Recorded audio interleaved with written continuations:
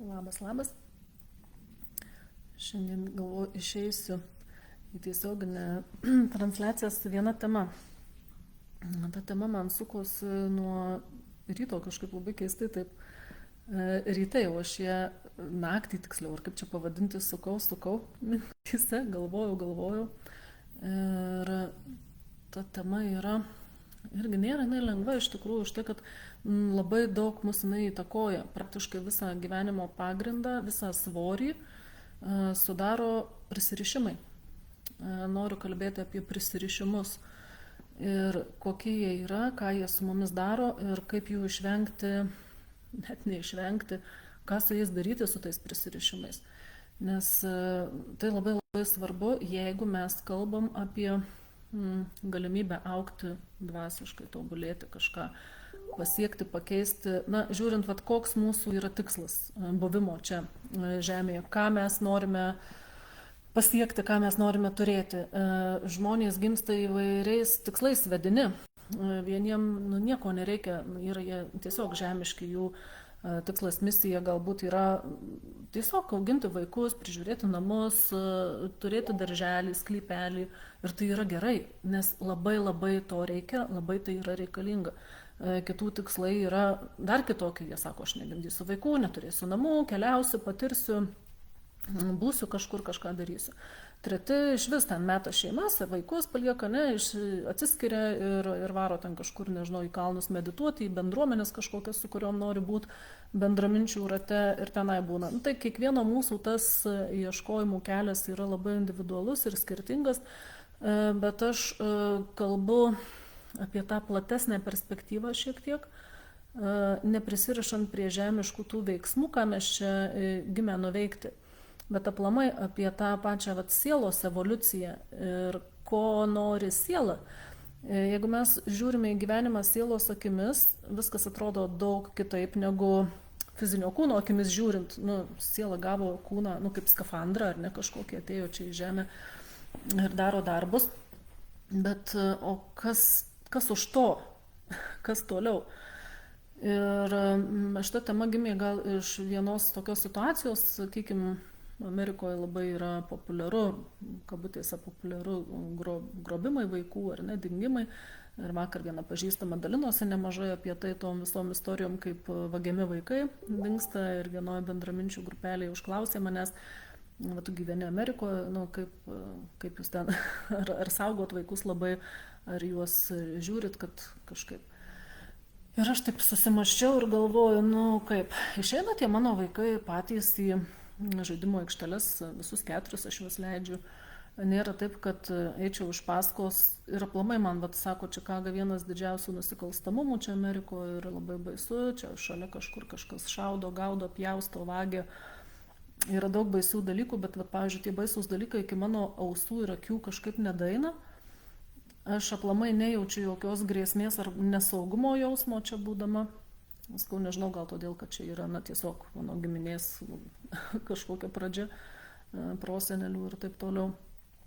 Ir ką aš noriu pasakyti, ką aš išmaščiau iš šitų klausimų, kad jeigu aš bijočiau, greičiausiai aš ir prisitraukčiau tas visas nelaimės, tas visas problemas į gyvenimą.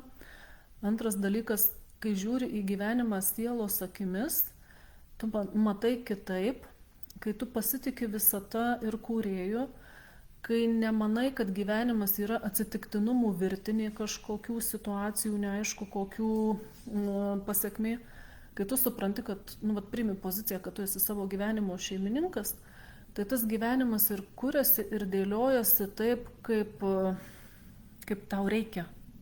Ne taip, kaip aš noriu, ar ne ten nieko neveikt gulėti po palme, o taip, kaip man reikia, kaip mane tai geriausiai augintų, kaip asmenybę, kokias patirtis man suteiktų kaip sielai, ką aš turiu patirti. Ir mano turbūt savybė yra ta, kad aš priimu tai, ką aš turiu patirti. Ir, sakykime, buvo tikrai labai sunkių periodų, ten nekalbant apie vaikystę, bet prieš kelis metus, kai per pusmetį mirė patėvis, mirė sesuo, vaikas susirgo diabetu, šalia viso to magistro studijos ir ten visokie darbiniai reikalai. atrodo, vau, ne, vau, kaip čia sunku, bet, nu, ta prasme, nepalūžau, aš tiesiog žiūriu į tai iš šono sielos akimis, kad tos patirtys man reikalingos, jos mane augina. Ir nešoku į duobę, galvodama, kad, oh my god, tėvas mirė, sesuo mirė, vaikas susirgo, viskas, gyvenimo nėra, duobėje sėdžiu, kaip gaila čia dabar, kaip reiks toliau gyventi. Nu, ne apie tai, vat, apie tuos prisirišimus kalbant, mes gyvendami labai daug prie daug ko prisirišam. Ir vieni sunkiausių, tų stipriausių prisirišimų tai ir yra prie vaikų, prie tėvų, prie antros pusės. Toliau šiek tiek žingsnis, kaip sakoma, į šoną ten draugai, giminės, artimieji.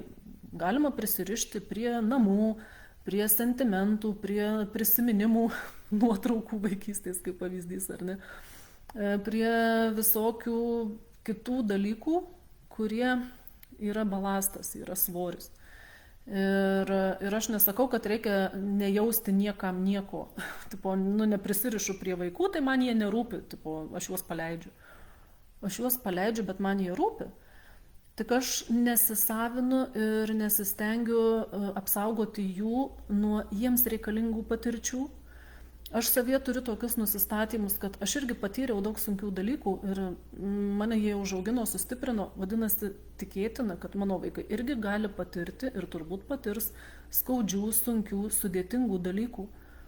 Ir aš neturiu jokios teisės, nei moralinės, nei asmeninės, nei dar kažkokios riboti tas patirtis jiems. Nes tos patirtys juos užaugins ir padarys tokiais žmonėmis, kuriais jie turi tapti čia būdami. Lygiai taip pat prisirišimas prie vyro, mes taip 25 metai kartu, bet aš nežinau, kaip bus po 10 metų. Gal mes vaikus užauginę pažiūrėsim vienas į kitą ir sakysim good job, gerai padirbėjom, nu, bet dabar jau gal kažkaip patys kažkaip ar ne. Aš nežinau, kaip bus, bet aš priimu tokią galimybę taip pat ir ne tai, kad jai ruošiuosi, bet tiesiog paleidžiu. Gal aš pasikeisiu, gal jis pasikeis. Ir tas paleidimas vidinis, kada tu atriši prisirišimus, atriši mazgelius su vaikais, su aplinkiniais, su viskuo, išlaisvina.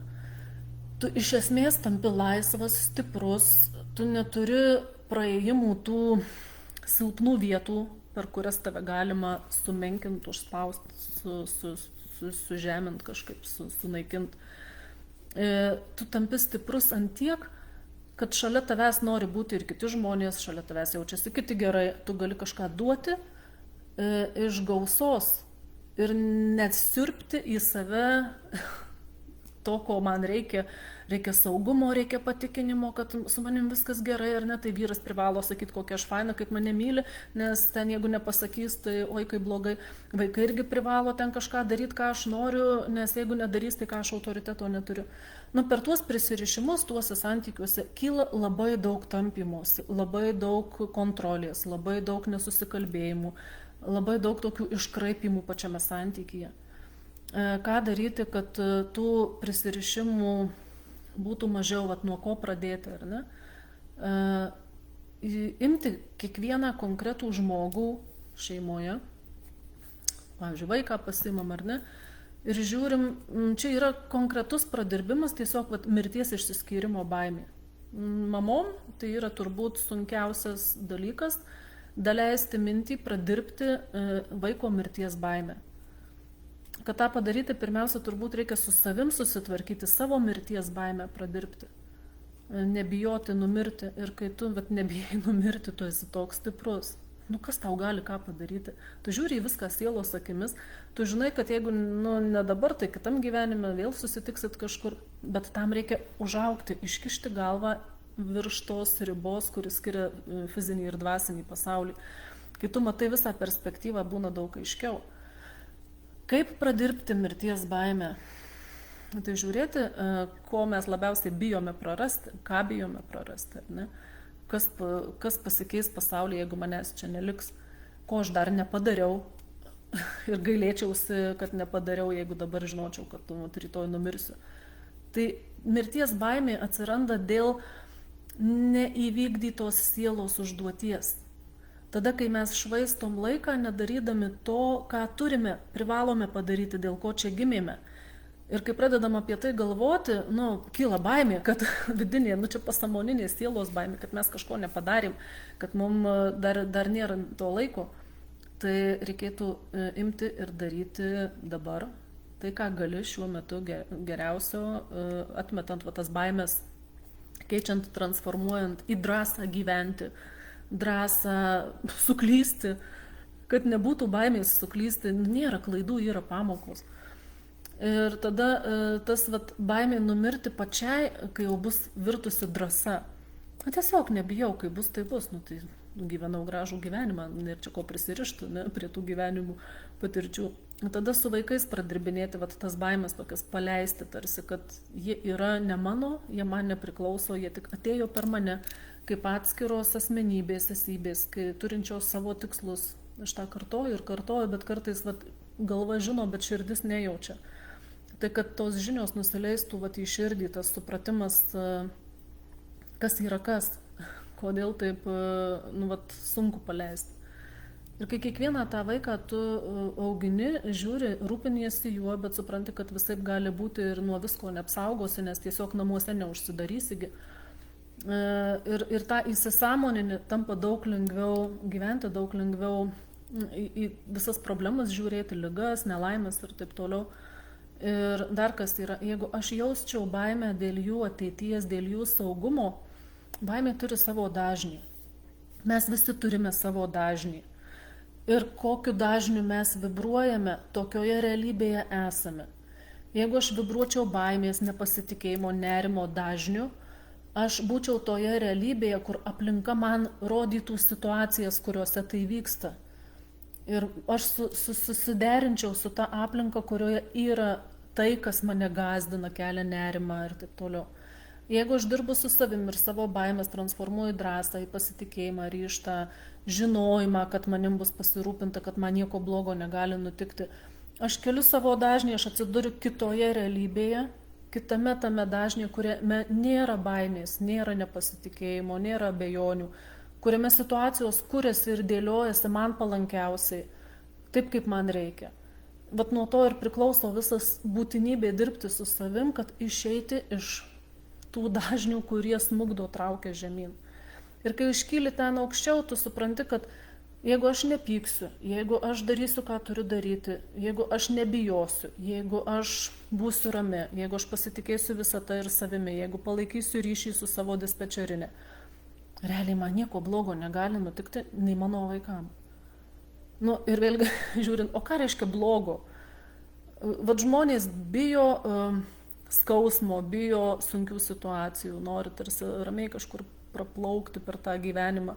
O iš tikrųjų būtent sunkios situacijos, iššūkiai, visokie duobės ir taip toliau mus labiausiai augina, labiausiai grūdina, labiausiai praplečia, jeigu neiškrentam į aukos vaidmenį. Tai taip, imam su kiekvienu žmogum, su kuo turim prisirišimus. Vėlgi, vien tas žodis prisirišimas. Kaip jūs jį matot? Subtiliam lygmenį, vidiniu matymu, galit pasižiūrėti su kiekvienu žmogum, ant kiek esate prisirišę. Kuo prisirišę?